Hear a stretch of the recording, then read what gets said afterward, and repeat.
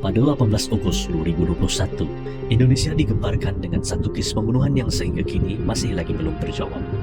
Dua beranak, Tuti dan anaknya Amalia, ditemui mati dalam keadaan yang sangat mengerikan di rumah mereka di Subang, Jawa Barat.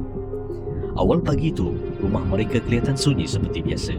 Tidak ada tanda pecah masuk, tidak ada tanda jeritan dan tidak ada sesiapa pun yang melihat apa-apa yang mencurigakan. Tetapi apabila keluarga masuk untuk melihat keadaan rumah, mereka menemui sesuatu yang tidak pernah disangka. Mayat kedua-dua mangsa bukan saja berada di lantai rumah, sebaliknya disusun rapi di dalam ruang bagasi kereta Alphard milik keluarga itu sendiri. Sejak itu, timbul 1000 persoalan. Jika ini adalah jenayah rompakan, mengapa tidak ada barang berharga yang hilang? Jika pembunuh datang daripada luar, bagaimana dia boleh masuk tanpa memecahkan pintu dan tikam? Dan yang lebih pelik, bagaimana pembunuh boleh memindahkan kedua-dua mayat ke dalam kereta, membersihkan sebahagian tempat kejadian dan melakukannya tanpa meninggalkan bukti yang jelas? Analisis awal menunjukkan pembunuhan ini berlaku di antara jam 1 hingga 3 pagi, waktu di mana seluruh kawasan tenang dan tiada sesiapa yang berkeliaran.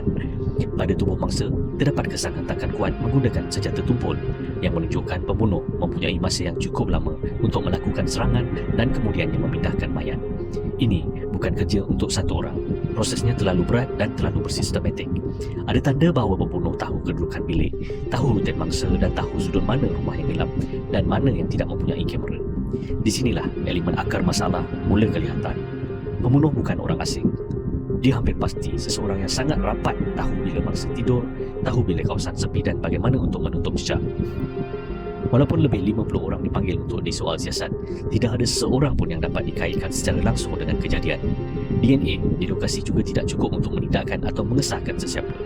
Lebih misteri lagi, kereta Alphard yang digunakan untuk menyimpan mayat yang dipindahkan dari tempat asal menunjukkan pembunuh kembali ke rumah itu selepas melakukan pembunuhan. Ini menunjukkan tahap keberanian atau mungkin hubungan yang sangat dekat dengan keluarga tersebut. Rumah itu bukan saja tidak dipecah masuk, malah cara pembunuh bergerak di dalam rumah membuktikan dia tahu selok belok. Dan seperti kebanyakan kes misteri, persoalan yang paling besar adalah apakah motifnya. Kerana tidak ada barang yang hilang, tidak ada tanda dendam yang jelas dan tidak ada bukti bahawa mangsa sedang bermasalah dengan sesiapa sebelum hari kejadian.